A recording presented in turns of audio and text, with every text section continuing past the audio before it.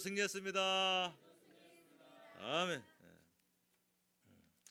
이 자리에 와 있는 것만도 벌써 승리한 거예요.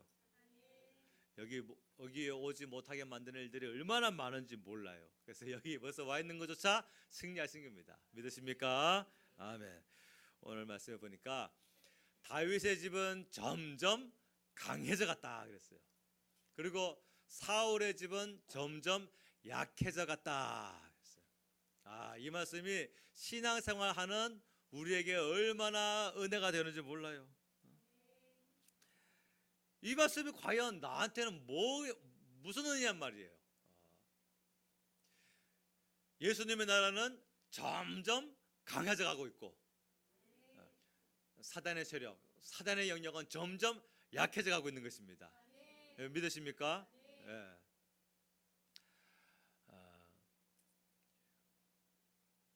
중요한 것은 우리 인생이 하나님의 계획과 하나님의 그 인도하심 가운데 분명히 있다는 사실을 믿는 것부터 시작해야 되는 거예요. 그러면 다윗의 집은 점점 강하여져 갔고 사울의 집은 점점 약하여져 갔다라는 뜻이 우리에게 어떻게 적용되어지냐면요, 성령의 시대가 되고 은혜가 충만한 시간이 되어서 성령 하나님으로 말미암아 우리의 영혼이 점점 강해지는 것이고, 사단은요 이미 벌써 창세기 3장 15절에서 원시복음이라 하잖아요. 하나님께서 여자의 후손으로 오실 메시아 그리스도를 약속해 주셨고, 그때부터 하나님은 쉬지 아니하시고 일하시면서 또 때가 되매 아들 예수님께서 이 땅에 오셔서 우리를 위하여 죽어주셨고 우리를 위하여 부활해 주셨고, 그래서 그 예수님의 부활하심은 주님 혼자 사시겠다고 부활하신 것이 아니라 사망 권세를 이기시고 그 부활을 우리에게 주시겠다고 약속하셨어요. 예수님 믿는다라는 뜻이 뭔 뜻입니까? 나 예수님 믿어요, 그 말이 뭔 뜻이에요? 내가 예수님 믿는다라는 뜻은요, 예수님의 죽으심과 예수님의 부활하심이 우리를 위한 것임을 내가 믿습니다, 그 뜻이에요. 거기까지 나아가지 못하면 예수님 믿는 거 아닙니다. 잘 생각해 보세요. 내가 예수님 믿습니다라는 그 고백은요, 예수님의 죽으심과 예수님의 부활하심이 우리를 위한 것입니다, 우리 믿는 자를 위한 것입니다 라고 고백하는 것, 그것이 바로 예수님을 믿는다는 뜻이란 말이죠. 그래서 예수님의 부활하심은 뭡니까? 사망 권세를 이기셨잖아요. 인간의 가장 근본적인 걱정과 고민의 숙제가 뭡니까? 사망이거든요. 죽음 때문에 두려워하는 거예요. 배고파 죽겠네, 힘들어 죽겠네, 피곤해 죽겠네, 열받아 죽겠네, 속상해 죽겠네, 맨날 못 살겠대요, 죽겠네. 왜냐하면 우리의 가장 힘듦의 최종 표현은 뭐다? 죽는 거예요. 왜냐하면 우리의 제일 두려움의 제일 큰 문제가 죽는 거기 때문에. 근데 우리 주님께서 부활하셨어요. 그리고 주님만 사시겠다고 부활하신 것이 아니라 성경 약속에 이 부활을 너에게 주겠다라고 약속하셨습니다. 그러니 사망 권세를 이기신 그 은혜가 우리 안에 와 있으니 이제 우리도 두려워할 것이 있다 없다? 없다. 그런데 두려워하면 된다 안 된다? 안 된다. 두려워하면 믿음이 없는 거예요. 아멘 하시기 바랍니다. 네.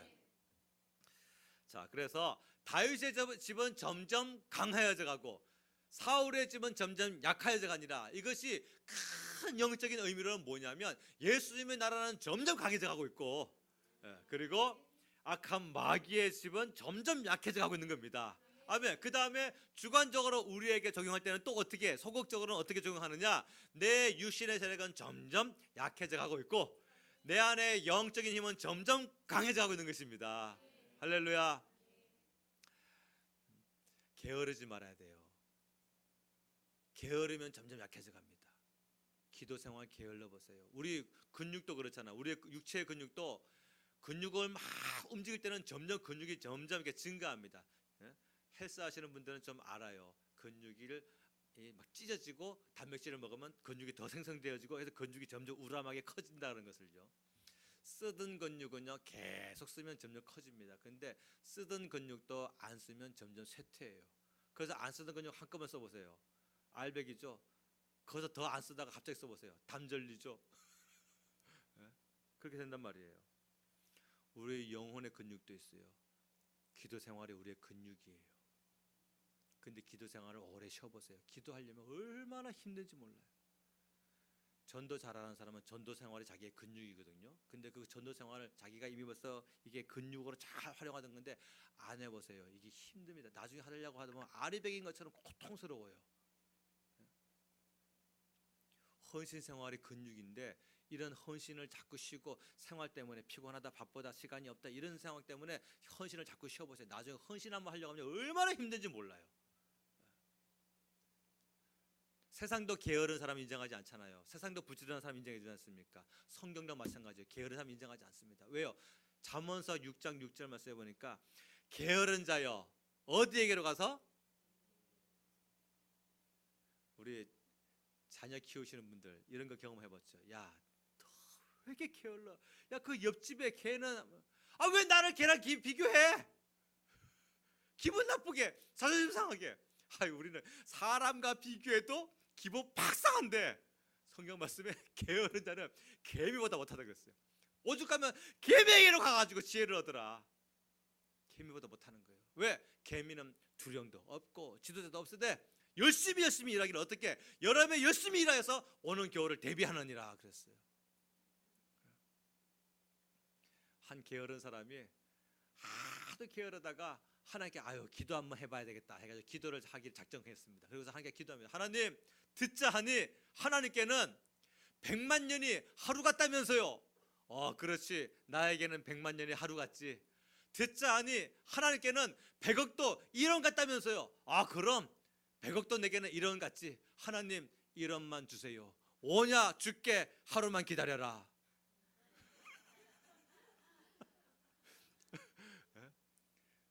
우리가 잔머리 쓰면 하나님을 뛰어넘을 수 있겠냔 말이에요. 내가 암만 지혜롭다고 해가지고 하나님의 지혜보다 더하겠냔 말이에요. 그러니 하나님 앞에 잔머리 쓰지 마시고 하나님 앞에 세상 지혜 굴리지 마시고 그냥 믿고 맡기세요. 우리가 수영장에 들어갈 때에 여기 지갑 안에 뭐 카드도 있고 지갑도 여기 안에 뭐 돈도 있고 다 있지만 그 라카 열쇠를 열고서 그 안에 다 맡겨놓고 그냥 홀몸으로 수영장에 들어가는 것처럼 목욕탕 들어갈 때에 귀중품은 카운터에 맡기시오. 한 글자 더 있죠. 분실 시 책임지지 않습니다. 귀한 것이면 맡겨야 되잖아요. 그것을 목욕탕에 라카 안에 놨다가 분실한 사람도 꽤 있어요. 세상도 그러한데 하나님께서 뭐랍니까? 너의 염려를 다 주께 맡기라. 아멘. 사람들도 은행 믿는다고 은행에다가 우리의 소중한 돈 갖다 맡기잖아요.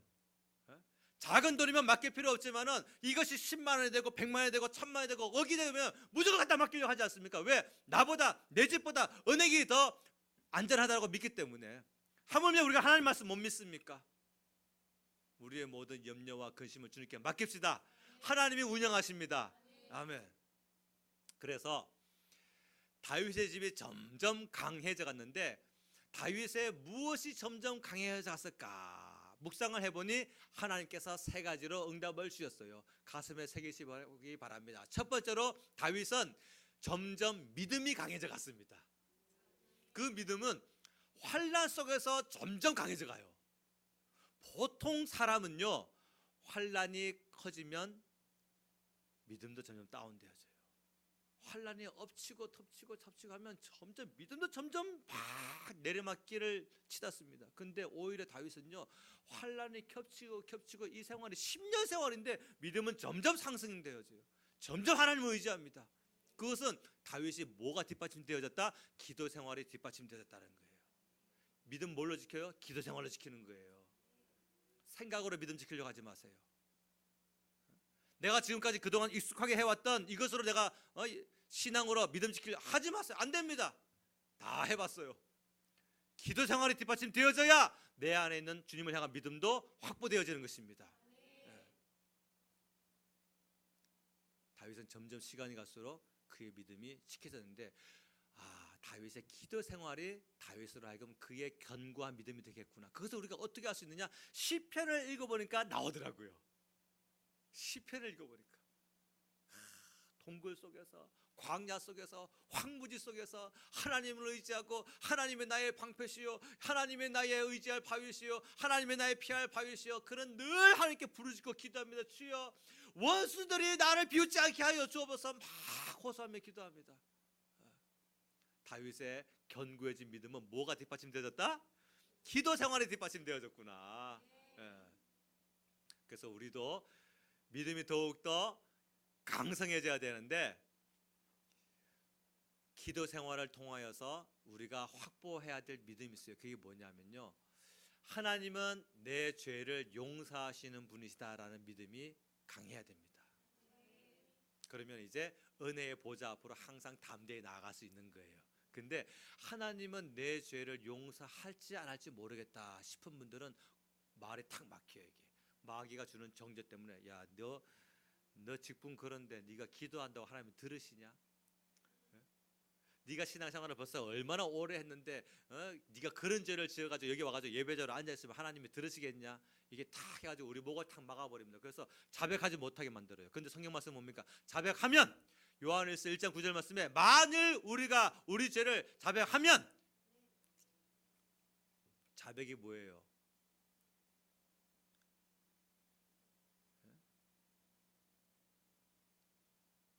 죄를 지었을 때에 헌금을 드리는 게 자백입니까? 죄를 지었을 때에 동굴 속에 들어가서 수도 생활하는 것이 자백입니까? 죄를 지었을 때에 3일 금식해야만 그것을 자백이라 합니까? 아니에요. 자백이라는 것은 여기에 와가지고 예수님 죄송해요. 제가 또 그런 마음 먹었어요. 이게 자백이잖아요. 근데 하나님 약속의 말씀에, 하나님의 약속을 어길 수 있다 없다? 어길 수 있으시다고 한다면 신실한 하나님이 아니신 것이죠. 하나님의 약속을 절대 어길 수 없는데, 요한일서 1장 9절 약속의 말씀에 우리가 우리 죄를 자백하면 그는 미쁘시고 의로우사 우리 죄를 사하여 주시고 모든 불의에서 우리를 깨끗하게 하실 것이요라고 약속했어요. 그러니 자백이 얼마나 귀하고 좋은 거냔 말이에요. 아직도 자백이 뭔지를 모르는 사람이 있어요. 자백이 얼마나 귀하고 좋은 건데, 고백하시고 말로 회개하시고, 여기 우리 앞에 항상 보혈의 강이 흘러 넘쳐서 내가 그냥 믿음으로 뛰어들기만 하면 내가 어떠한 죄를 지었든지 다 용서받는 그 은혜가 하나님께 있는 것입니다. 믿으시기 바랍니다. 아멘.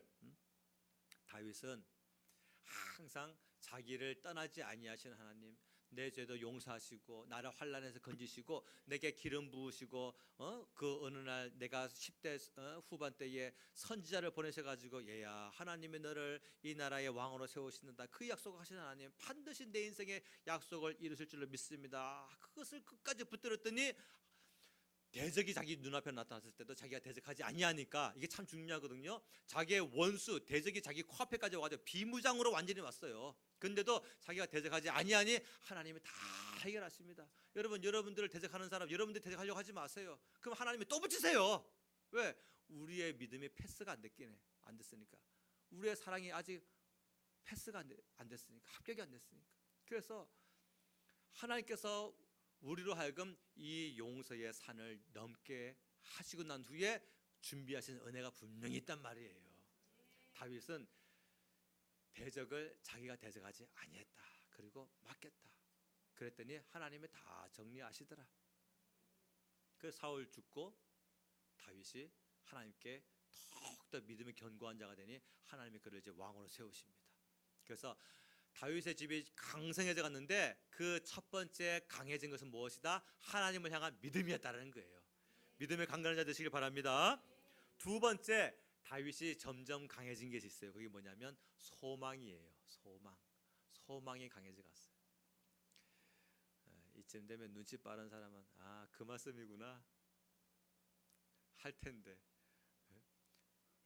믿음, 소망, 사랑, 이 세 가지는 항상 있을 것인데 한 3분 정도 눈치 빨랐고 나머지는 좀 머쓱해요 지금.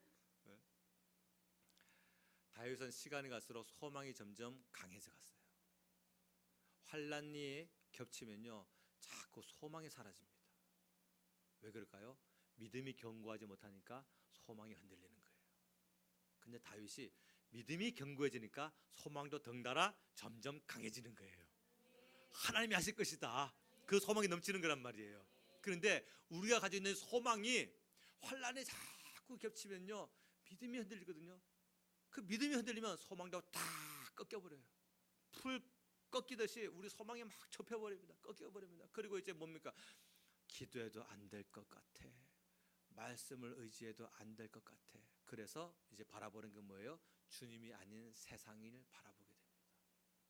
소망 꺾인 자의 특징이 주님 바라보는 눈이 없어져 버려요. 자꾸.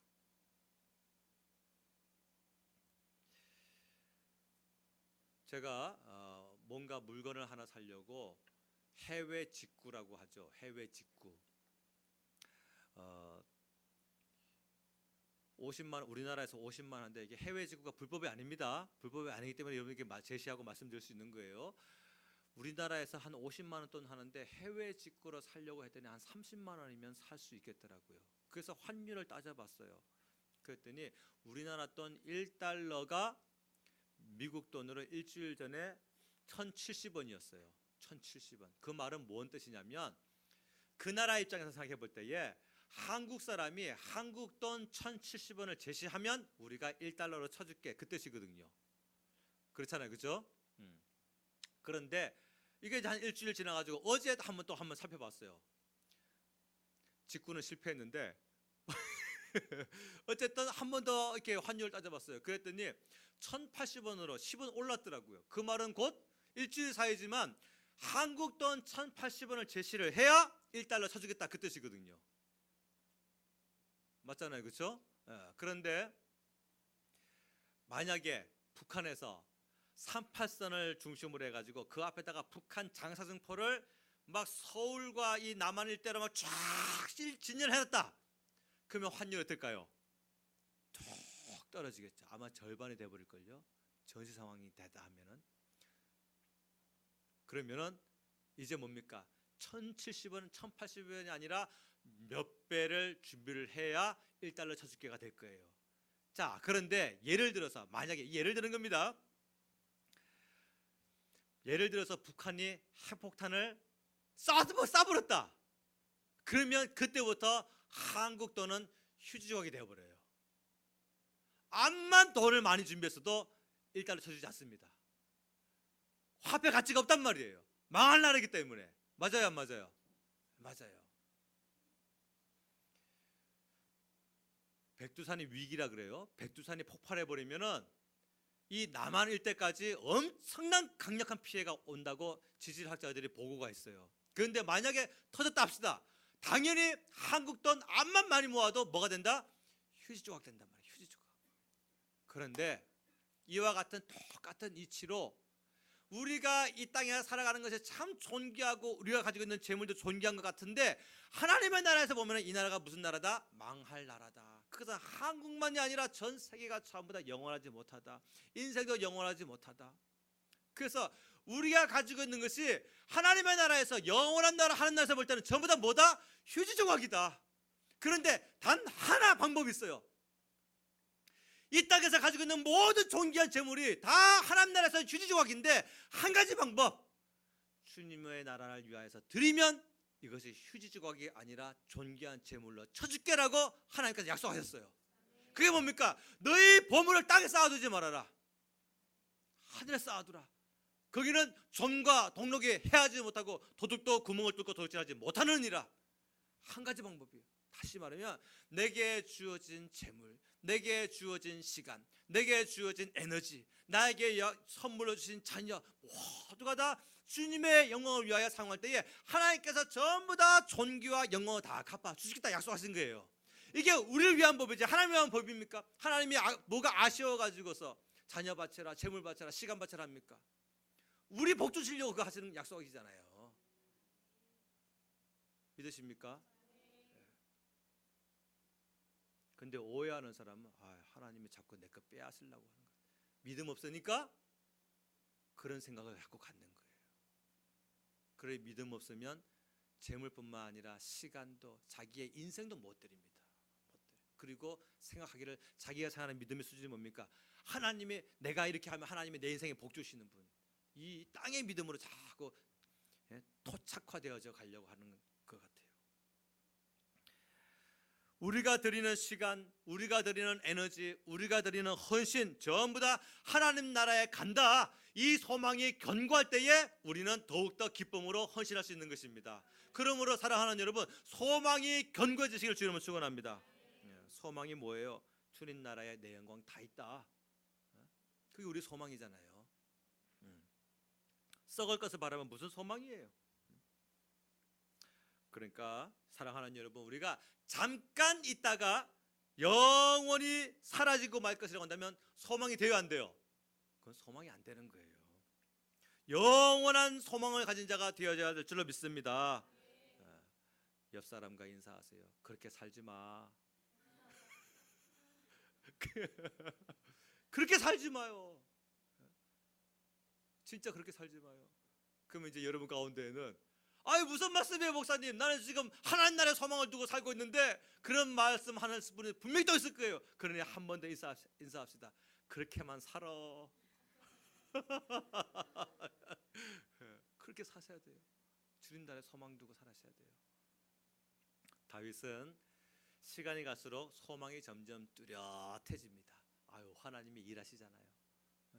하나님이 일하시는데 사울의 집을 하나님께서 다 걷어붙이시고, 자 다윗 이제 됐어, 나아가. 그래서 다윗이 물었어요. 지난주에 배웠죠. 주여 어디로 갈까요? 유다 땅 헤브론으로 가봐. 그러니 갔더니 하나님께서 헤브론 사람들의 마음을 다 쭈물락 해놔가지고 다윗이다, 왕으로 모시자, 하나님이 다 해놓으신 거예요. 다윗이 스스로 자기 인생을 살려고 한 것이 아니라 믿고 맡겼더니 하나님이 다 일하셨어요.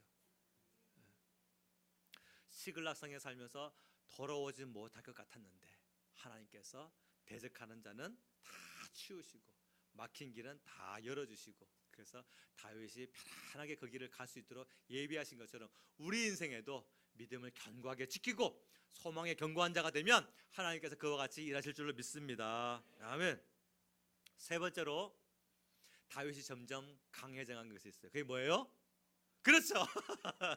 사랑이에요. 사랑. 세 번째, 믿음, 소망, 사랑. 이 세 가지는 뭐 있을 것인데? 항상 있을 것인데, 항상 있는 거 잡아야지 뭐 합니까? 잠깐 있다가 없어질 거, 사라질 거 잡으면 무슨 지혜로운 거예요. 항상 있는 거 잡아야죠. 근데 믿음, 소망, 사랑, 고린도전서 13장 13절 말씀에 이 세 가지라 항상 있는다 그랬어요. 근데 그 중에 최고가 뭐다? 사랑이니라.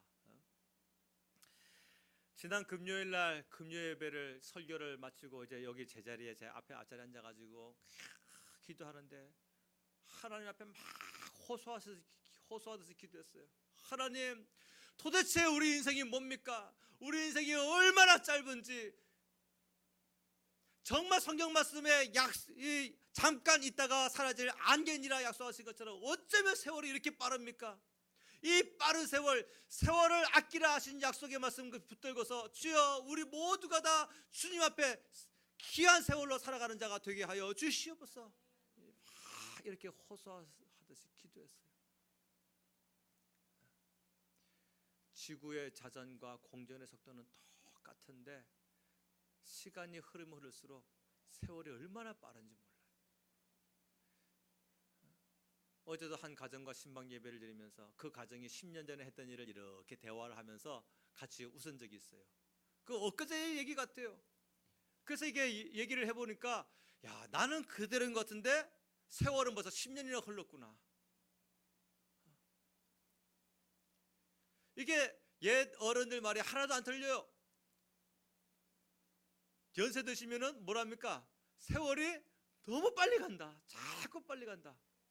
근데 그게 너무 성경적이에요. 왜? 모세도 그 고백을 했어요. 우리가 어떻게 간다? 날아가나이다. 얼마나 빠른지. 연세가 엄청 많이 드신 모세 할아버지가 우리가 날아가나이다. 그래서 신속히 가니 날아가나이다. 사랑하는 여러분, 세월을 아껴야 돼요. 세월을 아껴야 돼요. 그 세월을 아끼라고 하는 말씀은 뭔 뜻입니까? 어차피 살아가는 시간 360일 똑같고 24시간 똑같이 주어졌지만 허송세월 자기 땅의 영광을 위하여 살면 전부 다 세월을 허송하는 것이고 허비하는 것이고, 주님의 나라를 위하여 주님의 영광을 위하여 우리가 시간을 할애하고 우리의 에너지를 주님께 드리고 헌신하고 기쁨으로 살아갈 때에 그 세월은 전부 다 하나님께서 다 갚아주겠다, 그 약속 아니겠습니까? 예. 그러니까 하나님의 카운터는 우리가 주님을 위하여 무언가를 하기 시작할 때에, 기도하기 시작할 때, 맡기기 시작할 때, 헌신하기 시작할 때에 나를 위한 하나님의 갚아주시는 세월의 시간표는 카운트가 된다, 그 얘기예요. 나는 열심히 사는 것 같지만 땅의 영광을 위하여 살아갈 때는 뭡니까? 하나님의 카운트가 잠깐 정지된다라는 것이죠. 그게 바로 2달란트, 5달란트 받은 사람의 특징이잖아요. 그 사람들이라고 자기를 위하여 살고 싶지 않았겠어요? 자기의 가정이 없었겠어요? 근데 주인이 맡기신 그 2달란트, 주인이 맡기신 귀한 5달란트, 나를 신뢰하고 나를 믿고 맡겼으니 내가 주를 위하여 살겠습니다 했더니 주인 돌아와가지고 다 갚아주지 않습니까? 그거 누가 말씀한 거예요? 랍비가 말한 것도 아니고 바리새인이 말한 것도 아니고 우리를 심판하신 예수님께서 말씀하신 거란 말입니다.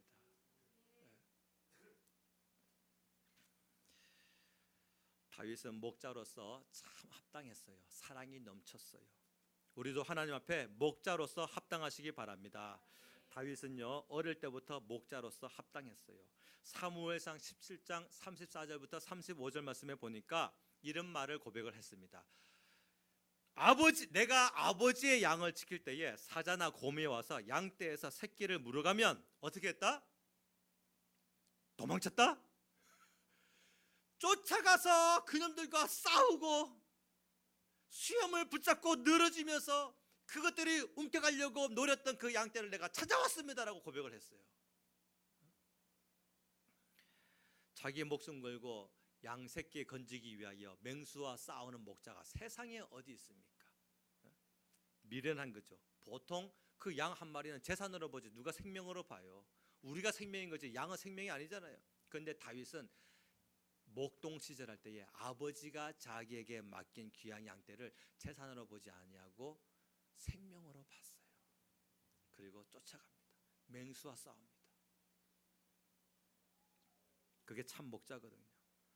유대인들은 양을 칠 때에 양에게 이름을 붙여줘요. 안 그러면 그놈이거든요. 전부 다 얼굴 보면은 다 똑같아요. 생김새 보면. 그래서 그 모양의 특징을 보고서 이름을 붙여줍니다. 아주 새하면 흰둥아 일로 와라. 그 다음에 이 바둑 무늬 까만 점 있으면 바둑아 붙여주기도 하고, 그 다음에 코가 하얀 놈은 야 흰코쟁이. 그 다음에 눈이 크면 왕눈이 일로 와. 그래서 양들의 각 모양의 특징을 보고서 이름을 붙여줍니다. 코가 큰 놈은 코쟁이, 그 다음에 콧구멍까지 크면 왕코쟁이. 그래가지고 그렇게 특징을 보고서 분간을 하는 거예요. 그런데 태어날 때부터 다리가 좀 불편하게 이렇게 태어난 양이 한 마리가 있네. 그래가지고 이놈을 얘는 충분히 뛰어날 수가 있어 해가지고 이름을 소망이라고 붙여줬어요. 그래서 이 소망이를 다리가 이렇게 쫄룩쫄룩 하는 놈을 키우는데 보니까 푸른 초장으로 인도했는데 다른 놈들이 막 먼저 뛰어가가지고서 맛있는 풀을 다 먼저 뜯어먹고 소망이가 쩔뚝 해가지고 가보니 맛있는 풀은 없고 질기고 뿌리만 남아있네. 그래서 그거 뜯어먹자니 너무너무 힘든 거예요. 물가로 인도했더니 이것들이 건강한 놈들이 먼저 머리 쳐박고서 막 왈가왈가 마시는 거, 소망이가 쩔뚝 해가지고 머리를 들이밀려면 막 밀치는데, 힘 좋은 놈들 밀치는데 물도 제대로 못 마시네. 그래가지고 목자가 어떻게 키우기로 결단했어요? 그놈을 안기로 결단했어요. 그래가지고 안아가지고 목자가 풀을 뜯어서 먹이고, 안아가지고 목자가 물을 떠가지고 마십니다. 여러분, 지금 여러분들에게 은혜가 넘쳐요. 그게 우리가 기도를 많이 했기 때문에, 내가 똑똑하고 지혜롭기 때문에, 내가 특별히 약하기 때문에 예수님께서 품에 안으시는 겁니다. 그걸 알아야 돼요.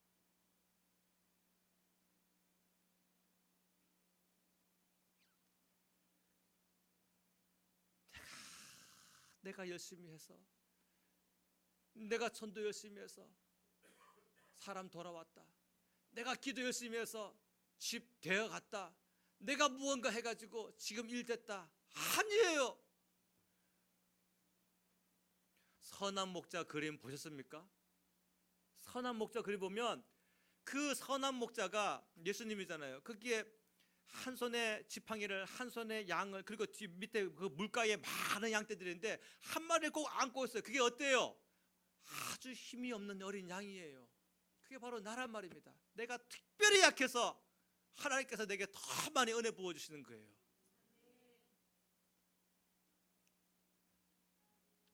예수님이 우리를 그렇게 아가페 사랑하신단 말이죠.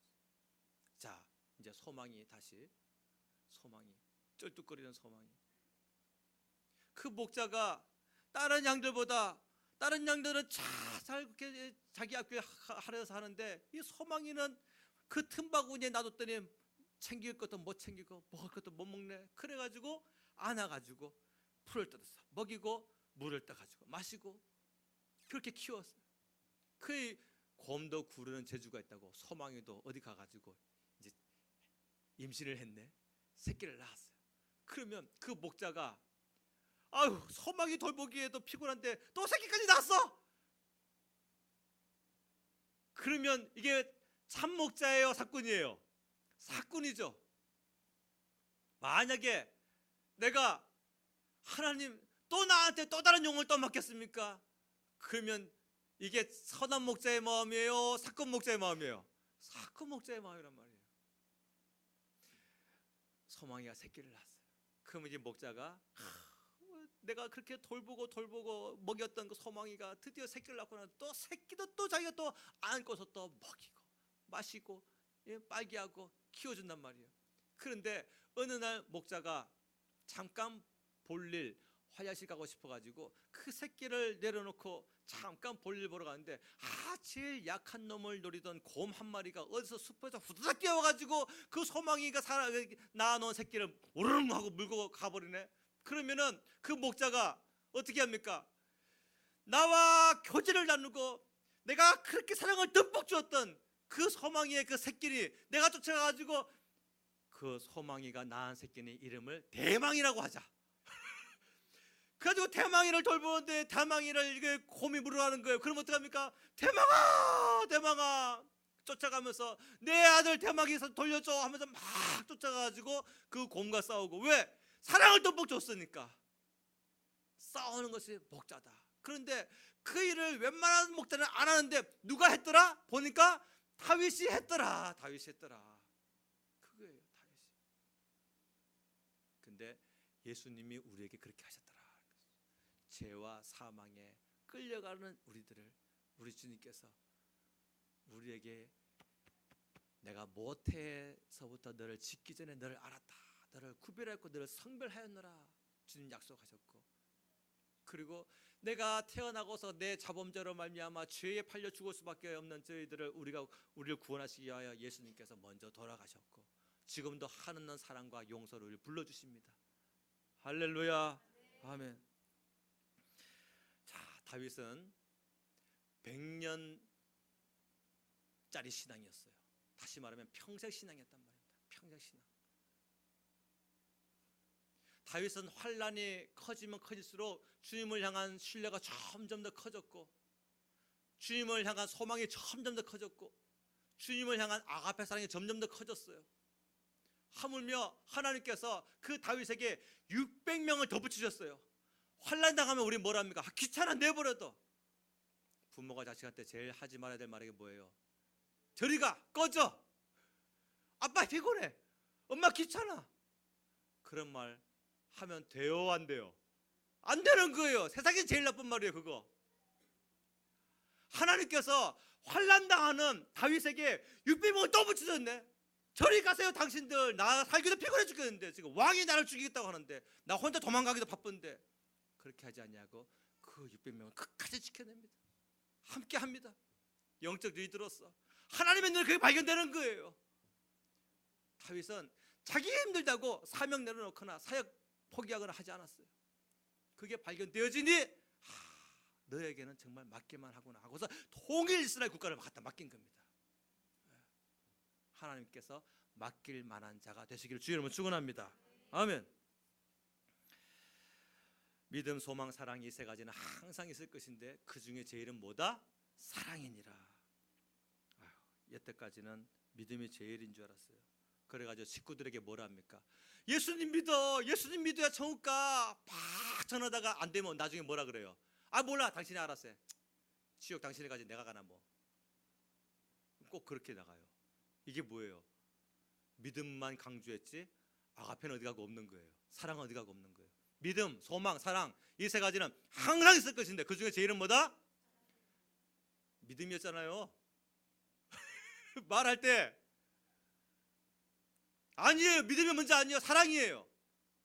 아가페가 먼저란 말이에요. 우리는 지금까지 믿음을 먼저 강조했어요. 믿어야 돼. 기도할 때도 하나님 우리 가정 믿음의 가정 되게 하여 주시면서 기도했어요. 근데 정작 내 안에 아가페가 없었어요. 사랑이 없었어요. 제일은 사랑이라고 말했는데도 불구하고 아가페가 있어야죠.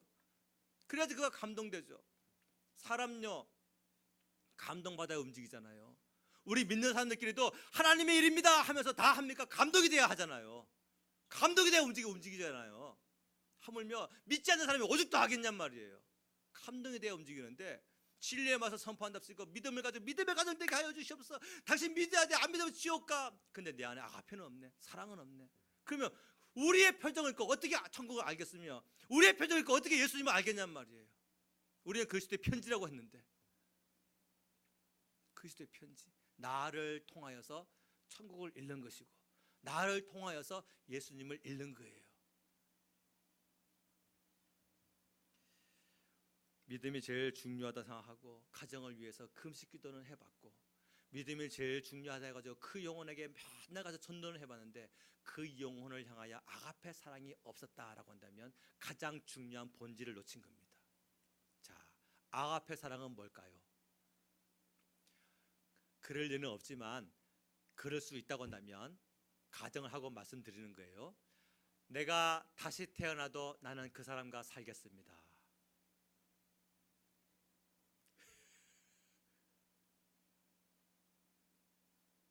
그게 아가페예요. 내가 다시 태어나도 나는 당신과 살 거예요. 그게 아니면 아가페 아니에요. 그 사람이 신자든 그 사람이 불신자든 상관없어요. 신자면요 더 좋죠. 함께 돕는 배필이 돼가지고 열심히 주님의 일을 하고 헌신하고 같이 상급 쌓죠. 만약에 믿지 않는 사람이라고 한다면요 그를 위하여 더욱더 사랑을 부어주고 예수님의 사랑으로 그를 사랑해 주는 거예요. 선지자들을 보세요. 믿지 않는 그 백성들을 향하여서 포기해버렸습니까? 내가 다음 생에는 이 나라에서 태어나지 아니할 거야. 선지자로 살지 않을 거야. 그랬습니까? 눈물을 줄줄 흘립니다. 그 백성을 향하여서 웁니다. 눈물을 달고 살았어요. 왜? 아가페 사랑이 자기 안에 들어와 버리니까 자기를 거부하고 자기를 핍박하고 이사야를 보세요. 예레미야를 보세요. 그들이 어디 인정받았습니까? 두들겨 맞고 강경당합니다. 그런데도 불구하고 백성들을 향해 사역 포기하지 않습니다. 왜? 아버지의 사랑이 들어와 버리니까.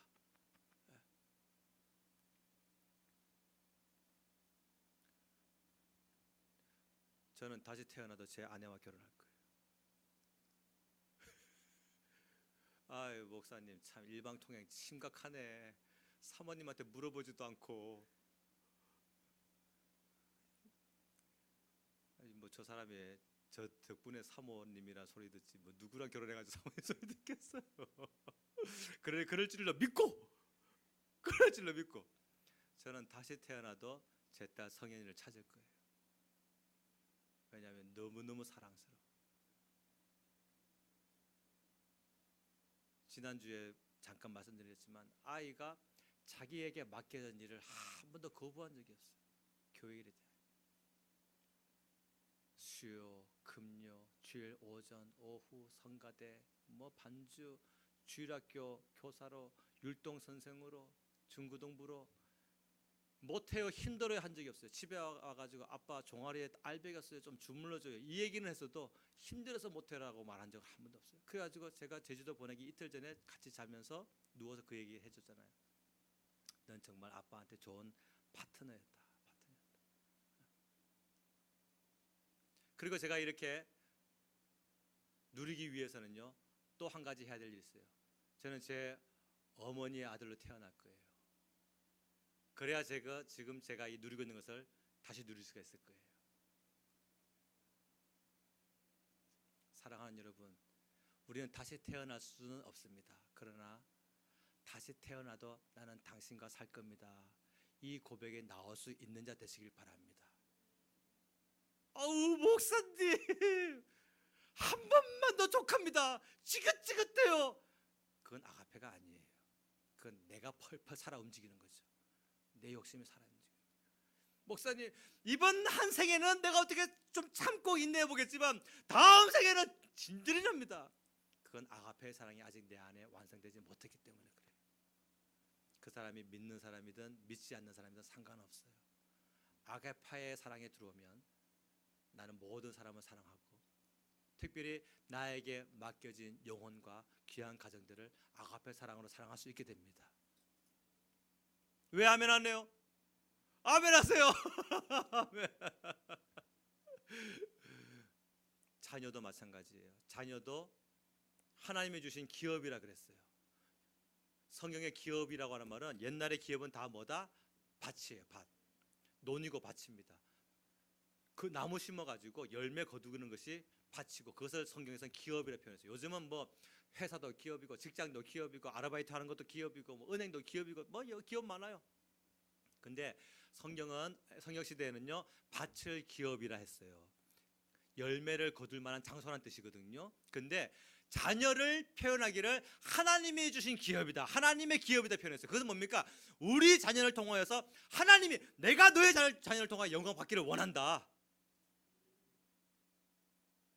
부모가 자녀를 키우기를, 우리 자녀는 잘 돼야 돼, 인류대학 나와가지고 탄탄대로를 걸어야 돼, 하나님의 복 주실 거야, 그거로 그런 기도를 하는데, 우리 자녀가 하나님의 영광되게 해주셔서 그 기도는 참 부족해요. 그러면 자녀도 망치는 거고 부모도 망치는 거예요. 분명합니다. 분명합니다. 아무쪼록 우리가 하나님께 칭찬받는 자가 되어야 될 텐데, 그것은 뭡니까? 세상에서는 유명하지 못한다는 할지라도 하나님 나라의 유명한 자가 되어야 되지 않겠습니까? 아멘. 재물도 마찬가지예요. 시간도 마찬가지예요. 가정도 마찬가지예요. 우리 먼저 믿은 사람들로서 말씀드립니다. 먼저 믿은 사람들, 우리가 내가 사랑해서 결혼했습니까? 결혼은 내가 사랑해서 한 것 같지만 하나님께서 우리를 먼저 만세전에 택하시고, 그걸 성경은 택자라고 말합니다. 택자라고 조직신학 용어인데, 택자로 선택하신 하나님께서 때가 되면 먼저 우리를 믿게 하시고, 이렇게 신앙생활 하게 하시는 우리에게 그 오래전에 가정을 붙여주셔가지고, 가정을 뭡니까? 영적인 청지기로서 하나님 앞에 사역하라고 영혼들을 맡겨주신 거예요. 환난 당하는 다윗에게 600명 붙여줬더니 다윗이 그 피곤하다, 지친다, 저리 가라 하지 않냐고 그들과 함께하면서 그들 지켜줬던 것처럼, 나 힘들다고 가정 팽개치지 마시고, 나 힘들다고 영혼 팽개치지 마시고, 나에게 맡기신 천하보다 귀한 영혼, 하나님께서 믿을 만한 자에게 맡기시는데 그것이 바로 내 가정입니다. 아멘.